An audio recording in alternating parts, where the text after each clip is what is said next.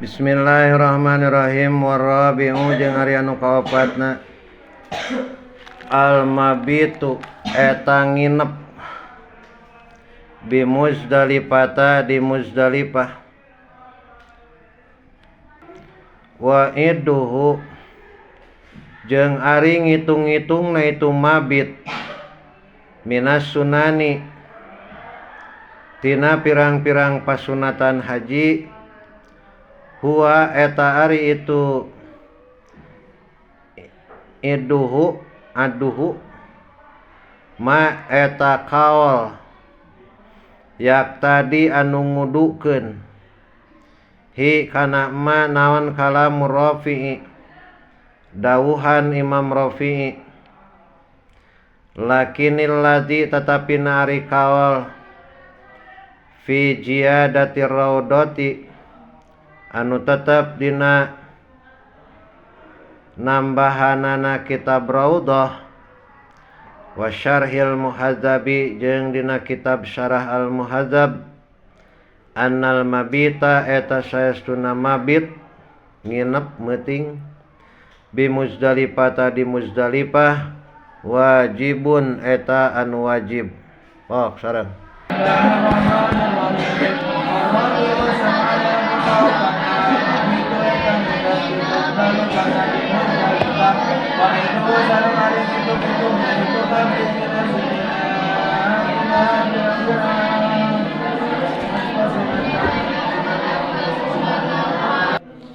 nomor kaopat tina pasunatan haji teh mabit di Muzdalifah. Ieu mabit di Muzdalifah teh dawuhan Imam Rafi'i. Ngan dawuhan Imam Rafi'i ieu marjuh atawa dhaif marjuh teh. Da ari kaul anu rajih nama diwajibkeun atawa hukumna wajib mabit di Muzdalifah gitu. Sabab cekal rajih mah mabit di Muzdalifah teh kaasup kana min wajibatil haji. Jadi lain pasunatan haji tapi wajib haji. Ari mabit di Muzdalifah teh mang kadar-kadar cicing sakedeung anu waktuna ti mimiti tengah peuting dina peutingan Idul Adha. Tuluy deui disunatkeun dina nalika keur nginep di Muzdalifah mulung batu. Mulungan batu 7 siki keur naon? Keur jumroh Aqobah dina poe lebaran. Qaluhu Rabi'u kahanapna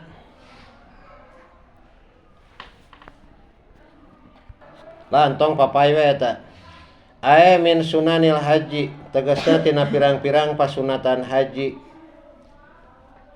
Asabi anu 7 alama zakarahu kana ma sal musanifu wa qalu al mabit bi Muzdalifah aya lailatan nahri tegasna dina peutingan lebaran.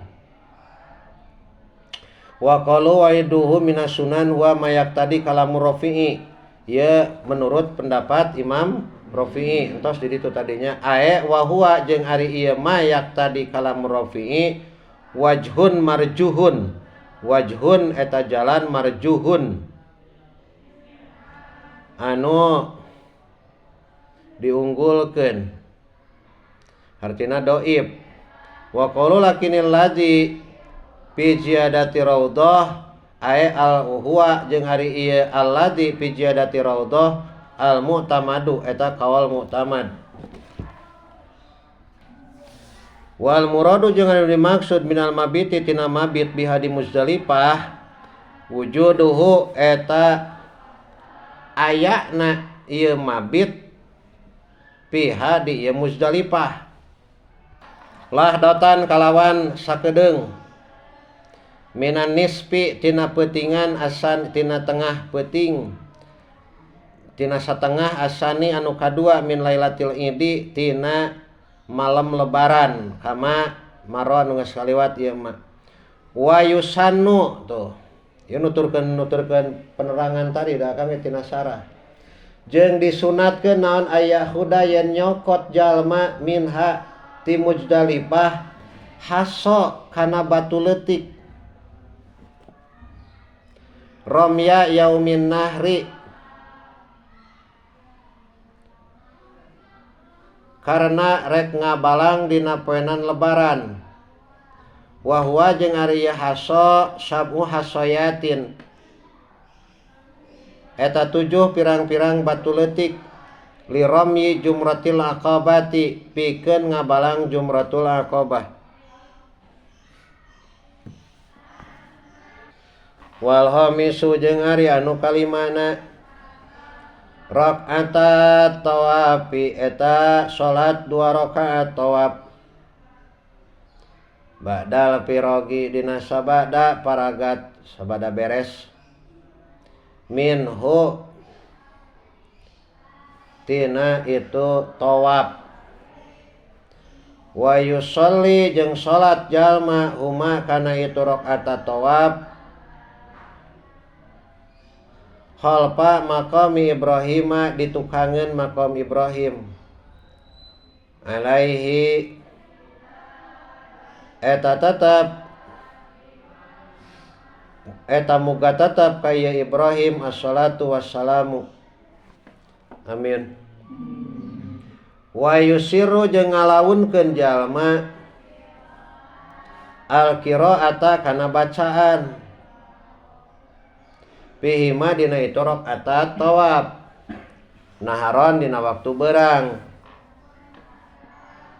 wa yajharu jeung narikeun jalma biha kana itu qiraah lailan dina waktu peuting wa idza lam yusolli jeung di mana-mana teu salat jalma huma kana itu rakaat tawaf khalfal maqami ditukangeun maqam Ibrahim papil hijri tah dina lebah hijir Ismail wa illa jeung lamun henteu ieu hijri papil masjidi tah di jero masjid tah di jero Masjidil Haram wa illa jeung lamun teu ieu pil masjidi papi aya maudiin tah di mana wae tempat tah di mana wae tempat sa'a karep jalma minal harami nyatana ti tanah haram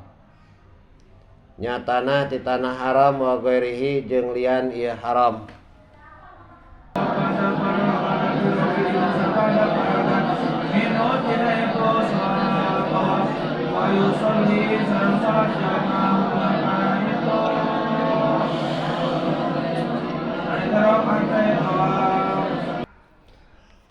nomor kalima pasunatan haji teh salat 2 rakaat sabada tawaf malah niat nage langsung niat salat tawaf usolli sunnatat tawafi malah nu leuwih alus salat sunat tawaf teh ditukangeun maqam Ibrahim ngan sok diusir sote lamun pas tukangeunana pisan maqam Ibrahim eta teh ulaheun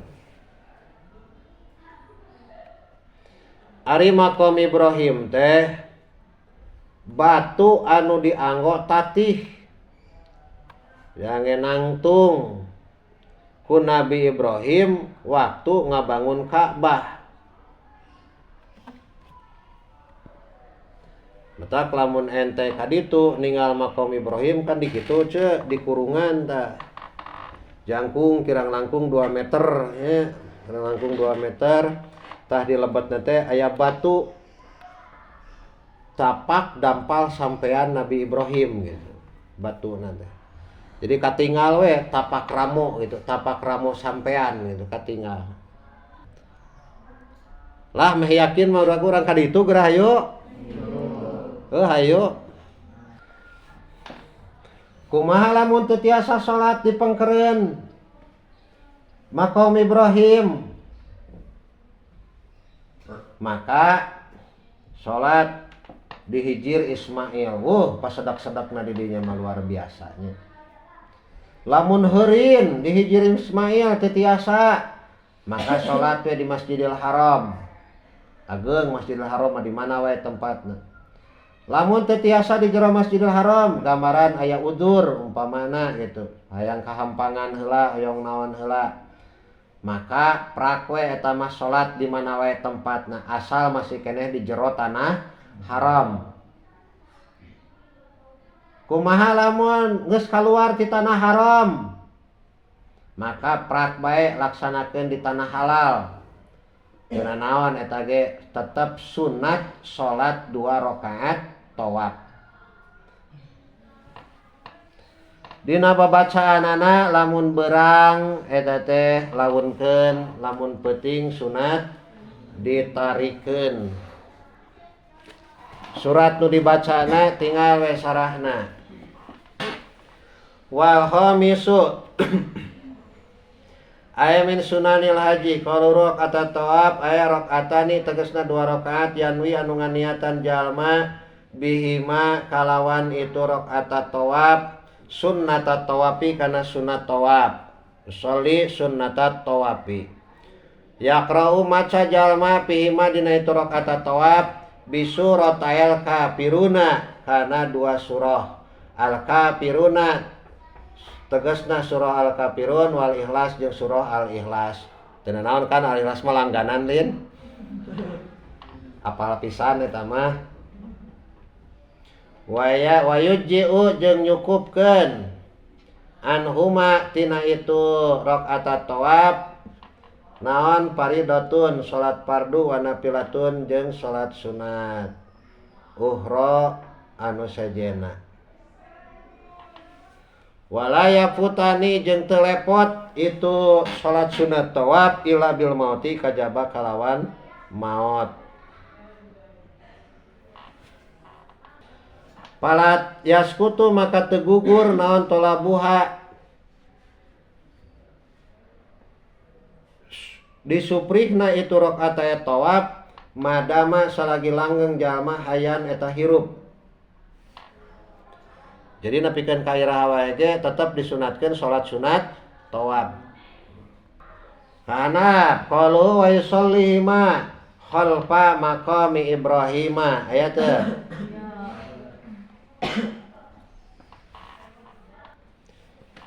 Eta ce nu bieu we teraskeunana ce mang. Qalu badal pirog luhureunana. Qalu badal pirog minhu wa huwa darpun mutasyi'un li'annahuma la yafutani ila bil mauti kama alimta wa yusannu jeung disunatkeun naon ayat uwa yen ngadua jalma ba'dahuma dina sabadana itu rakaat tawaf doana teh bi du'ai adama kalawan doa Kangjeng Nabi Adam alaihi salam amin wa huwa jeung ari itu doa Allahumma besok diaos ku mangihab dina riadoh ieu. Allahumma ya Allah innaka saestuna Gusti ta'lamu eta uning Gusti sirri kana rahasia abdi wala niati jeung anu nemrak ti abdi pakbal maka muga nampi Gusti ma'dzirati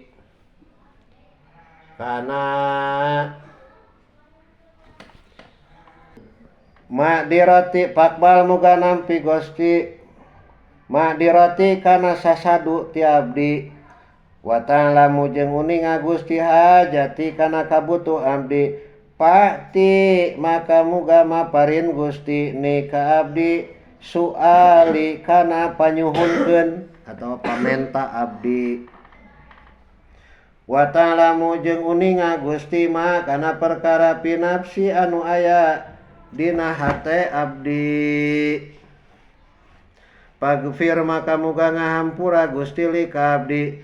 Fa innahu maka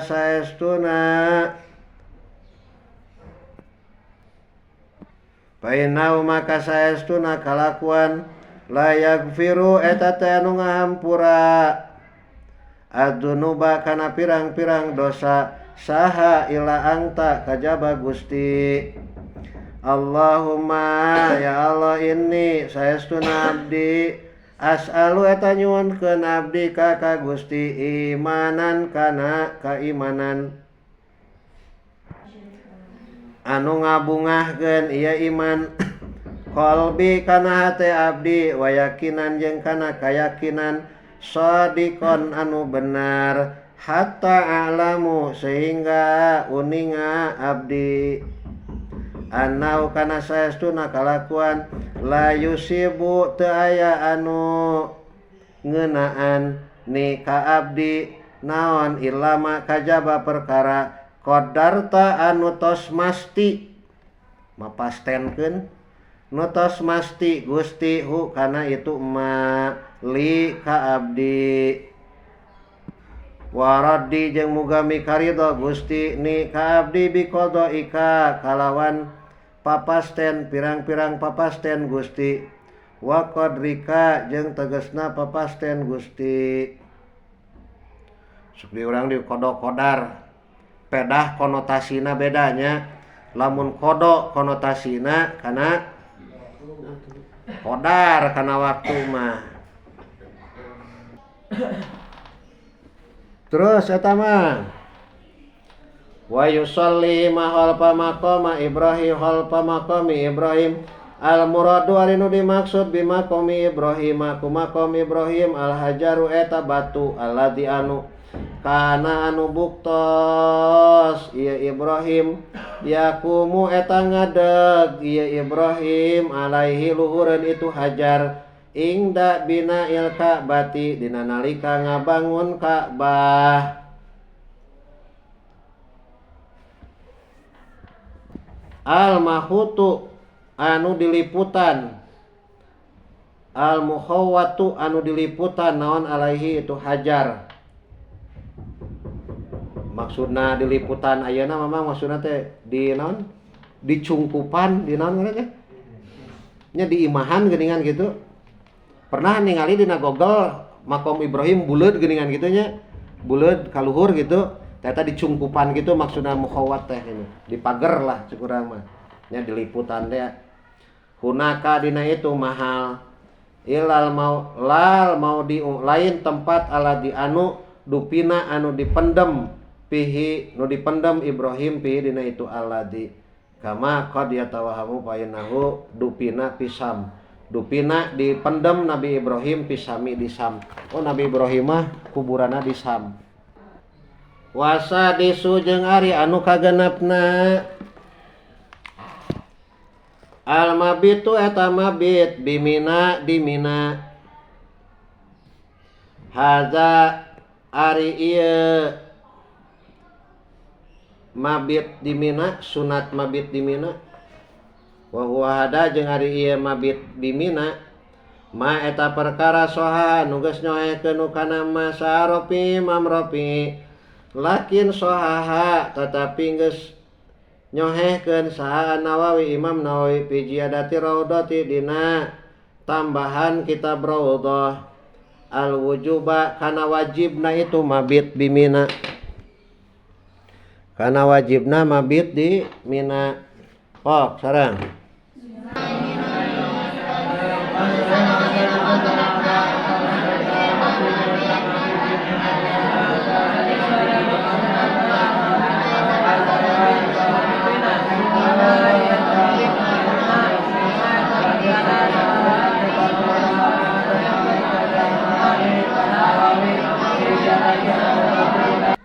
nomor kagenep mabit di Mina pasunatan haji teh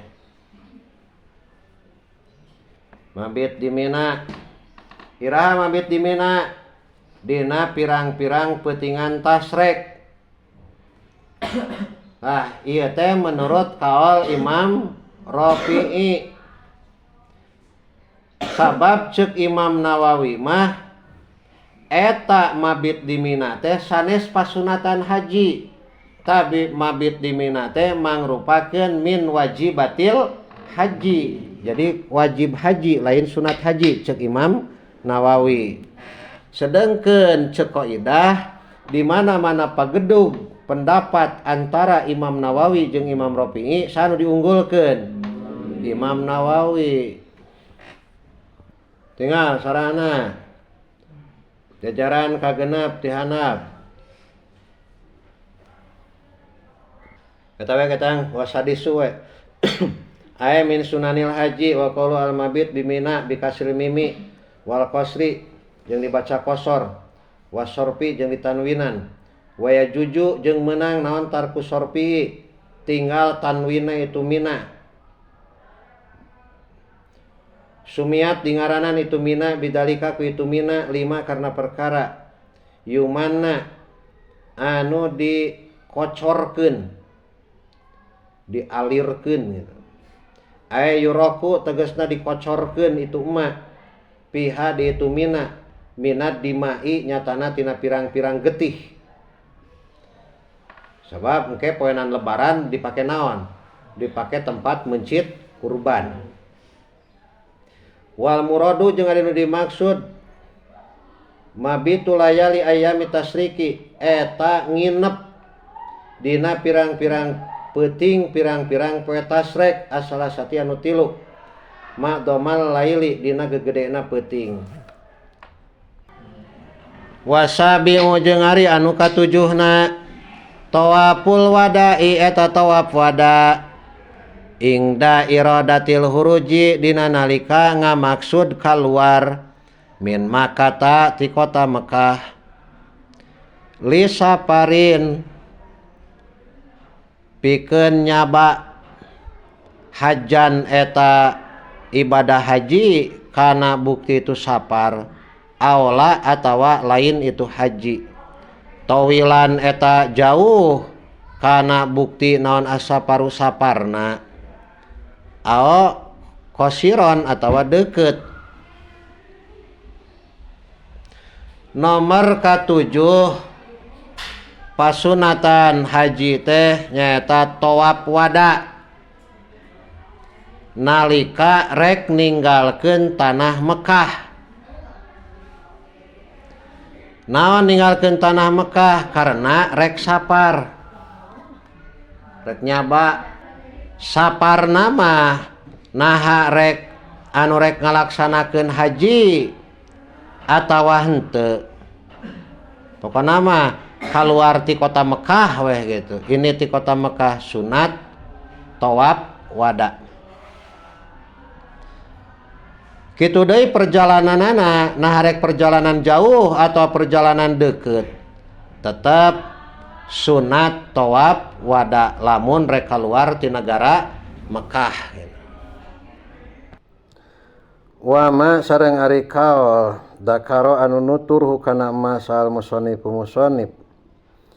min sunniyati qauli ma min sunniyatihi tina pasunatanana itu tawaf wada qaulun eta qaul marjuhun anu doib lakinil adharu tetapi nari kaul adhar wujubuhu eta wajibna itu tawaful wada.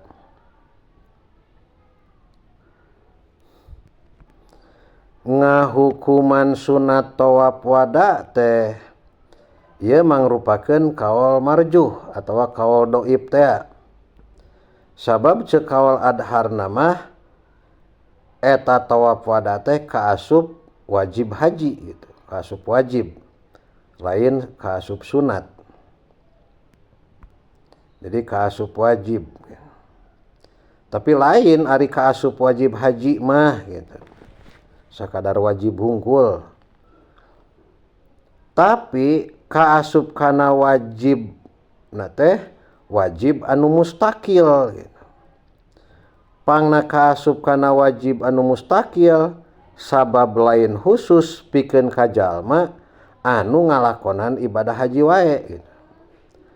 Da ceuk tadi ge saha wae anu rek kaluar ti Mekkah rek haji atawa lain haji tetep wajib ngalakonan tawaf wada, tawaf pamitan kana Ka'bah. Kulantaran kitu maka kaasupna teh wajib anu mustaqil, wajib anu sejen deui. Sarahna qaulu wa ma zakarahul musannif min sunniyati qaulun marjuhun wa kadzalik faqalu kalakinil adhar wujubuhu eta wajibna itu tawaf wada wa huwa jeung ari ieu wujub al mutamadu eta anu dipake tatagenan lakin ala wajhi annahu tetapi netepan jalan saestuna itu tawaf wada wajibun eta wajib mustaqilun anu mustaqil anu mencil la ala wajhi annahu lain netepan jalan itu tawaf wada min wajibatil haji tina pirang-pirang wajib haji li annahu karna saestuna itu tawaf wada layuh tasu eta teu ditangtukeun itu tawaf wada bil haji kana haji palaisa maka lain itu tawaf wada min wajibatil haji eta tetep tina sawareh pirang-pirang wajib haji wala jeung lain min sunanihi tina pirang-pirang sunat haji bal huwa balik tari itu tawaf wada wajibun eta wajib mustaqilun anu mustaqil anu mencil ala mutamad li khabari Muslim. Layan fironna ulah berangkat saestuna saha ahadukum salah seorang rajan kabeh hatta yakuna sehingga yen bukti saha akhiru ahdihi akhir waktuna atawa mangsana ieu ahad bil baiti eta tetep di bait ae atawa pi tegasna tawaf bihi kama rawahu Abu Daud.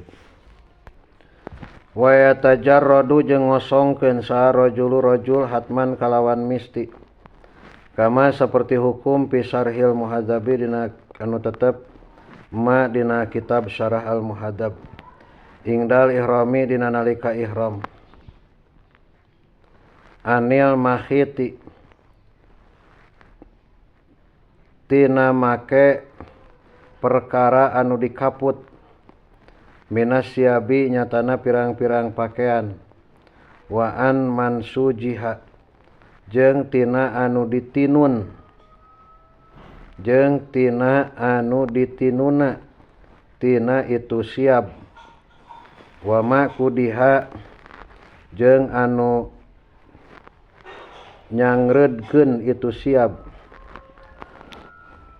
wa an ghairi syabi jeung tina salian pakaian min khupin nyatana tina sapatu wa na'lin jeung sendal wa yalbasu jeung make rajul izaron kana samping waridaan jeung kana solendang abyadoini anu bodas duanana jadi daeni anu anyar duanana wa illa jeung lamun teu itu jadi daen panadi paeni maka anu bersih duanana.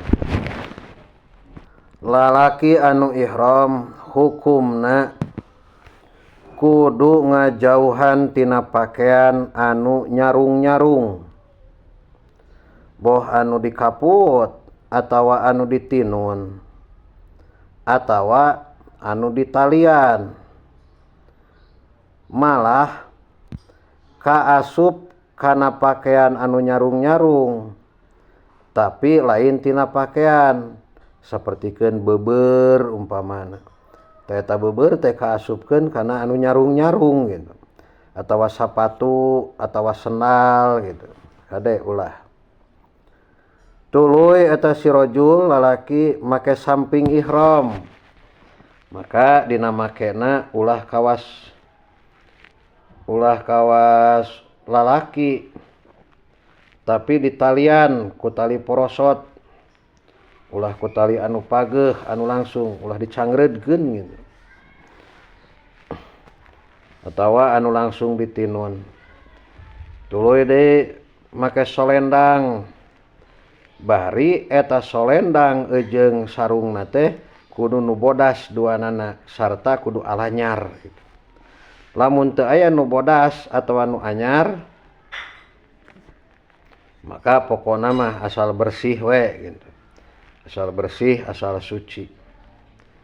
Ari awewe mah kudu anu nyarung-nyarung, awewe mah bedana teh. Naon sababna? Sabab awewe mah wajib nutupan aurat. Ngan beungeut mah eta awewe ulah ditutupan. Sarahna mah teu aya. Sakitulah cekap wallahu a'lam.